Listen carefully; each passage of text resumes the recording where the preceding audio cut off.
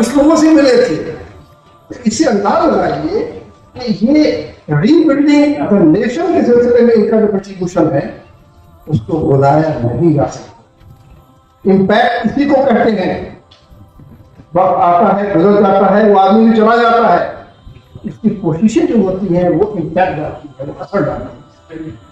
मैं इसी बात को आगे बढ़ते हुए एक और एग्जाम्पल देना चाहता हूँ, क्योंकि यहाँ तो हम उनको याद करने बैठे हैं तो उनके काम के असरात क्या पड़े हैं हम उस पर गौर कर रहे हैं।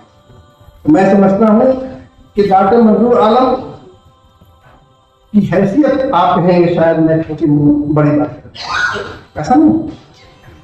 आप बता दीजिए, आप में से कितने लोग जानते हैं कि मंजूर आलम साहब ने कितनी किताबें लिखी हैं, कितनी दर्जन किताबें लिखी हैं, कितनी 100 किताबें लिखी हैं? नहीं, 2-3 किताबें होती हैं।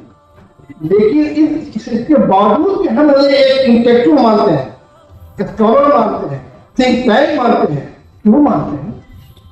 सिर्फ इसलिए मानते हैं कि उन्होंने एक ऐसा इंस्टीट्यूशन बनाया, एक ऐसा थिंक टैंक बनाया जिसके अंदर उन्होंने हजारों लोगों को तैयार किया।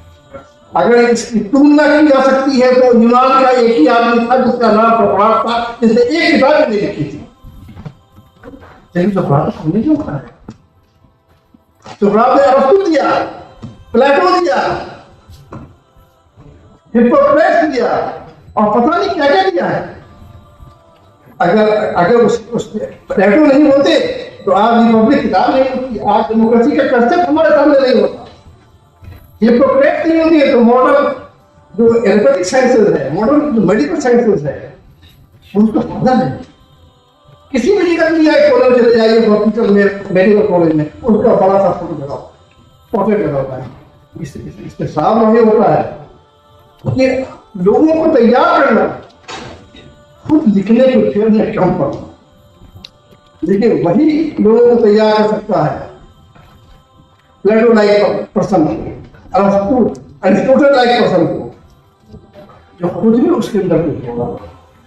लहा के प्यारा मिल लिया चॉकलेट